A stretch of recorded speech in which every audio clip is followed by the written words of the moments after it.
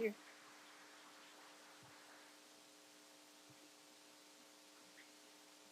I spent the last couple of weeks trying to figure out a story to tell you guys today.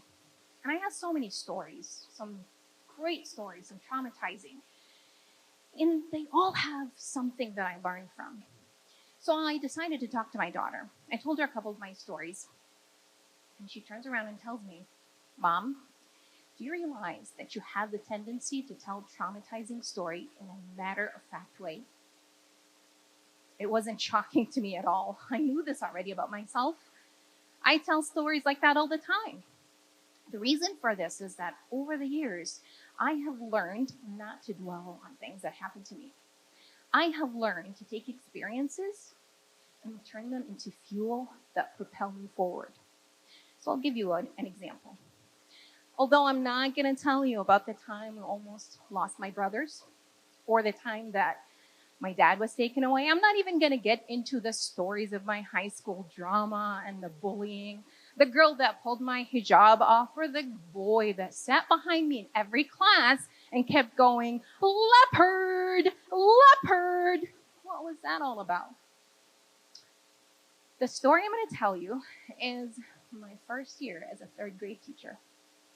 I was so enthusiastic, energetic, and happy because I finally made it. I got my dream job of teaching and creating leaders. I had a student in my class who was struggling in mathematics. Her father didn't think so because he was a genius in math. As educators, if you know, you know. So he had trouble with me. He didn't like me. I tried to reach him so many different times because we need to conference, figure out what to do to help his child. He was an admin in the building, and I still couldn't reach him. So after several attempts, I decided to write a note, put it in an envelope, and slide it underneath his office door. All of a sudden, there he was, towering over my classroom door. And I mean towering because he was a tall guy. I'm a short woman, even with the heels. I approached him thinking, oh, there he is. We're going to have that conference. So I walked over to the door, and all of a sudden, he starts yelling at me, screaming at me, the top of his voice, yelling words I don't even want to remember. My students were right behind me. I was in the middle, blocking him from entering the classroom, and I was blocking him because I didn't know what he was going to do. I was shaking. I was scared. I was embarrassed.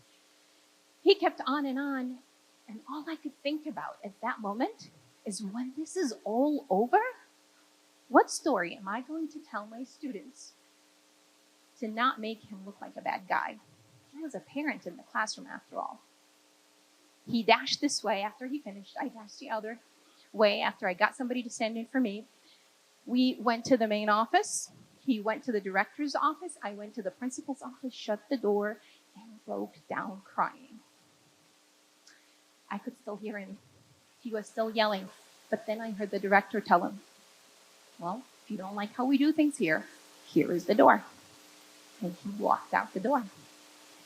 Now, he walked out the door, but the knot in my stomach did not. All year long. Every time I heard his name, every time his wife came to conference with me, although she was a sweet lady, every time I worked with his daughter, who was sweet and innocent, I still had the knot in my stomach. And my husband, who I told this story, he wasn't happy and he wanted to go confront him. But after we had a conversation, we decided what that guy did, was a reflection of who he was. And this is not us. This is not how we do things.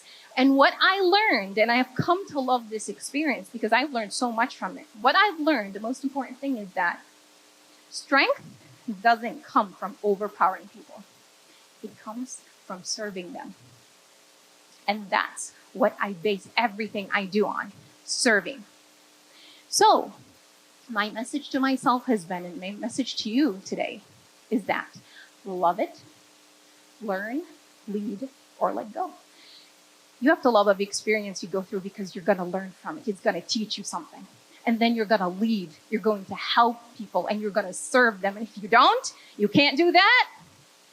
What are you going to do? You're going to let go. Thank you very much.